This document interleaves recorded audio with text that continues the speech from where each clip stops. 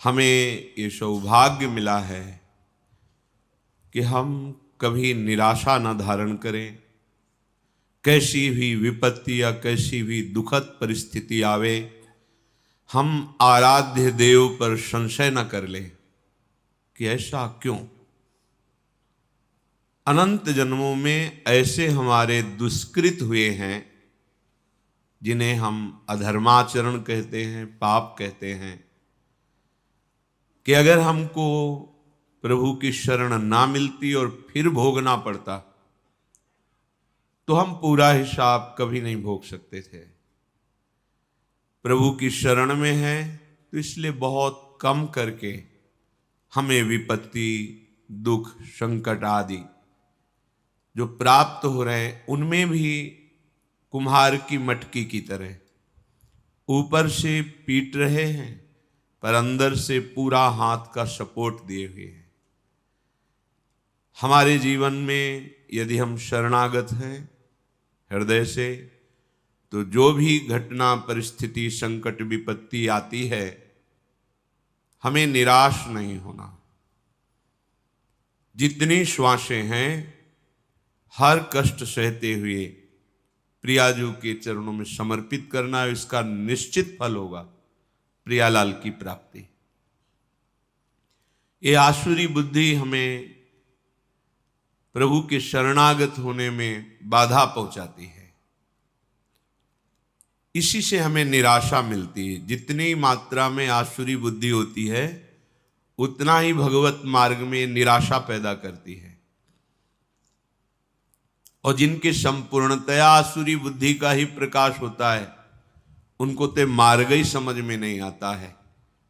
आनंद का मार्ग भी उन्हें महान क्लेश और अशांति का मार्ग लगता है। किसी विपत्ति घटना में बहुत बड़ा मंगल विधान प्रभु का छुपा होता है।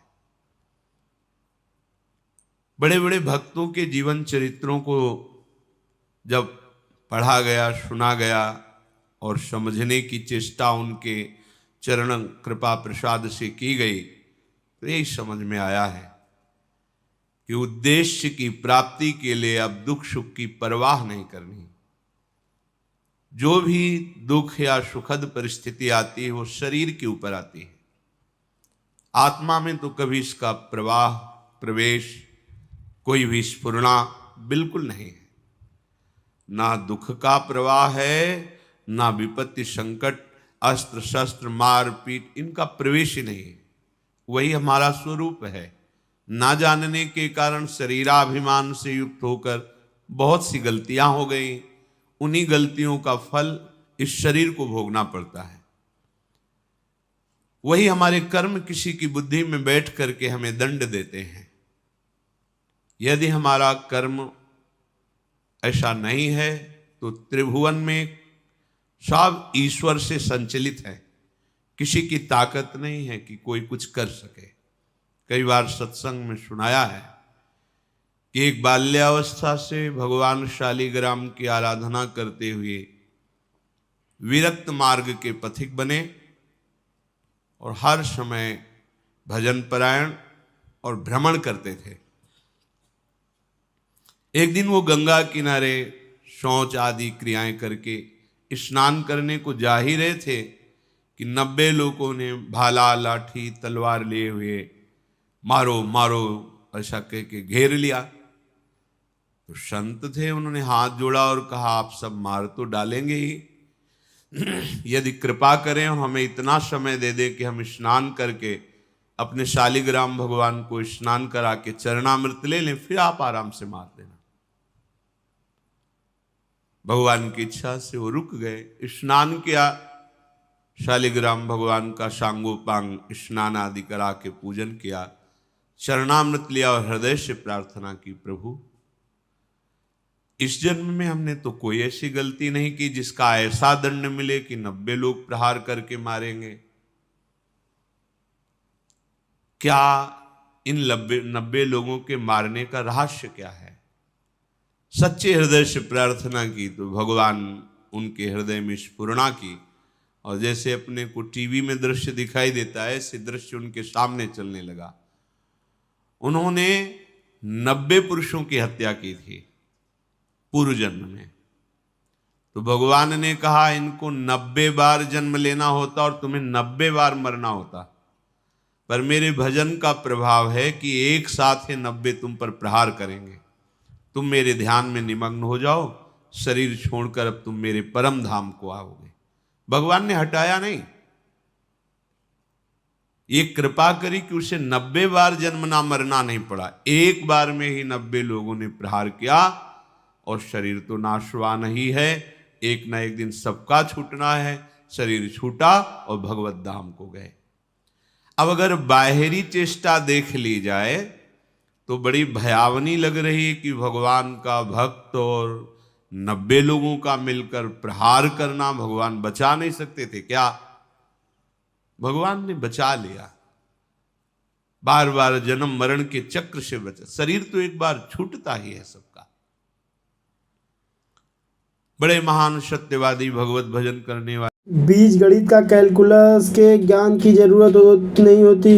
कानूनी सौदे और भुगतान की वसूली का काम एस्क्रो कंपनी संभालती है। मुझे छत की मरम्मत या टॉयलेट ठीक कराने की चिंता भी नहीं रहती, क्योंकि यह काम उस मकान के मालिक करते हैं। यह मकान उनका मकान है। कभी कभार कोई किस्त नहीं देता है और यह बहुत बढ़िया होता है, क्योंकि इससे विलंब शुल्क मिलता है या उन्हें मकान से बाहर निकाल कर दोबारा मकान बेच दिया जाता है।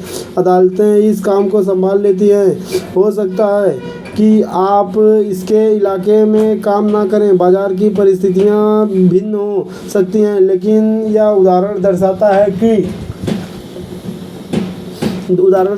है कि हाई स्कूल पास करने वाला कोई भी व्यक्ति यह काम कर सकता है। लेकिन ज़्यादातर लोग ऐसा नहीं करते। वे तो मेहनत करो और पैसे बचाओ की पुरानी सलाह पर ही अमल करते हैं। लगभग 30 घंटे की मेहनत में संपत्ति वाले कॉलम में लगभग $1,90,000 आ गए और टैक्स भी नहीं चुकाना पड़ा। इनमें से कौन सा काम आपको ज़्यादा मुश्किल लगता है? नंबर 1, कड़ी मेहनत करें, 50% टैक्स चुकाएं, जो बचता है उसे बचाएं। आपकी बचत 5% ब्याज कमाती है, जिस पर एक बार फिर टैक्स लगता है। या नंबर 2, अपनी वित्तीय बुद्धि को बढ़ाने का समय निकालें। अपने दिमाग और संपत्ति वाले कॉलम की शक्ति को दोहन करें। यदि आप पहले विकल्प का इस्तेमाल करते हैं तो निश्चित रूप से यह पता लगा कि $1,90,000 बचाने में आपको कितना समय लगता है। समय आपकी सबसे बड़ी संपत्तियों में से एक है।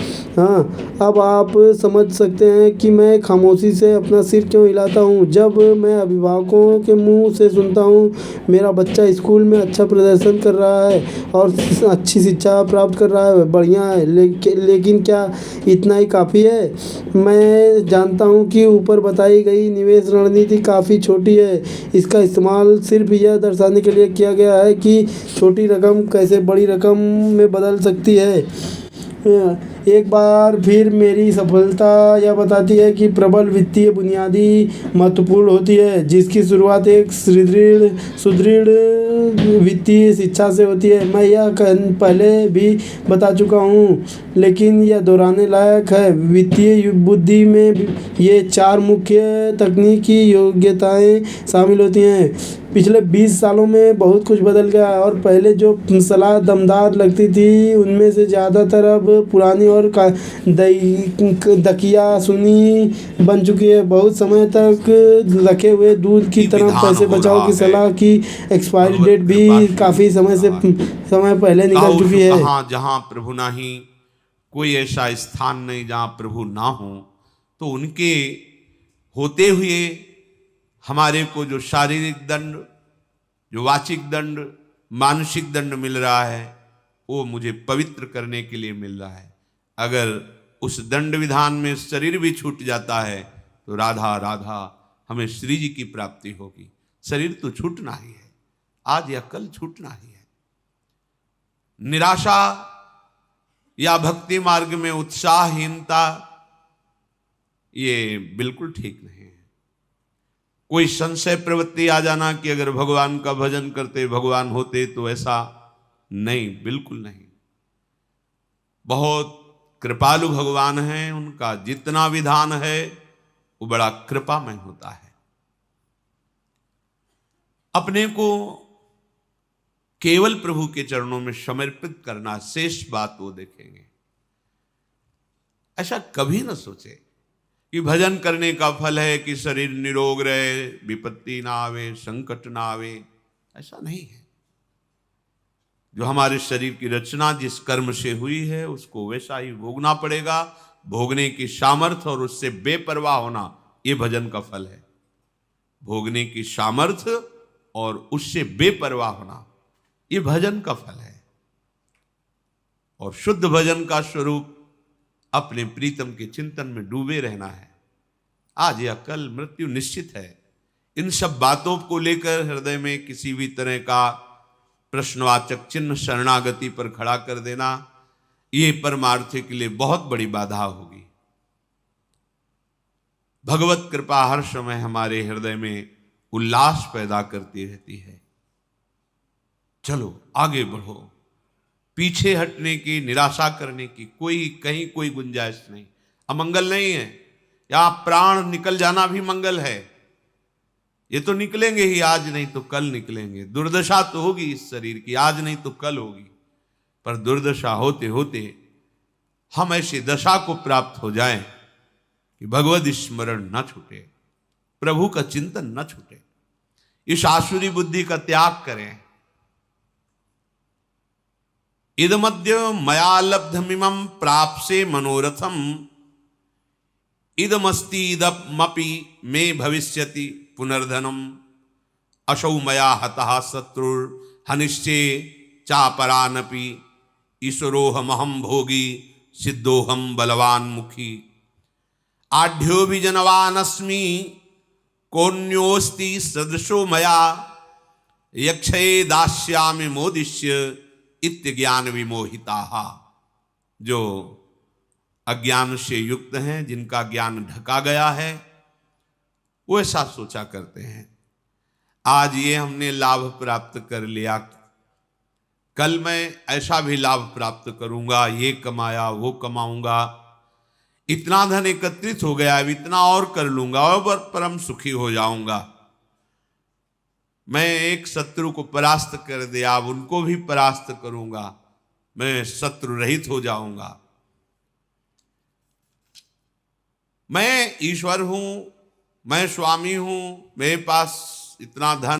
नंबर 1 अकाउंटिंग साक्षरता या अंक पढ़ने की योग्यता है। यदि आप कारोबार या निवेश खड़े करना चाहते हैं तो यह एक आवश्यक योग्यता है, अत्यावश्यक योग्यता है। नंबर 2 निवेश पैसे से बने पैसे कैसे बनाने का विज्ञान है। बाजारों को समझना मांग और पूर्ति का विज्ञान है। अलेक्जेंडर ग्राहम बेल ने बाजार को वह दिया जो दिया चाहता था, यही बिल गेट्स ने भी दिया। $75,000 का मकान $2,000 में खरीद कर उसे $60,000 में बेच दिया गया। यह भी बाजार द्वारा उत्पन्न अवसर को जकड़ने का परिणाम था। कोई खरीद रहा था, कोई बेच रहा था। कानून अकाउंटिंग कॉर्पोरेट और राज्य संघीय कानूनों का ज्ञान है। मैं नियमों के हिसाब से खेलने की सलाह देता हूँ। हाँ, यही वह बुनियादी नींव है या योग्यताओं का मिश्रण है जिसकी ज़रूरत दौलत की सफल तलाश के लिए होती है। चाहे यह छोटे मकान खरीदना हो या अपार्टमेंट बिल्डिंग, कंपनियां, शेयर, बॉन्ड, कीमती धातुएं, बेसबॉल कार्ड या कोई दूसरी चीज़ हो। कुछ साल बाद रियल एस्टेट बाजार पलट गया और बाकी हर व्यक्ति इसमें अंदर आ रहा था। शेयर बाजार उछाल पर था और हर व्यक्ति उसमें प्रवेश कर रहा था। अमेरिकी अर्थव्यवस्था दोबारा अपने पैरों पर खड़ी हो रही थी। मैंने बेचना शुरू कर दिया और अब पेरू, नॉर्वे, मलेशिया तथा फिलीपींस की यात्रा करने लगा। निवेश परिदृश्य बदल गया था।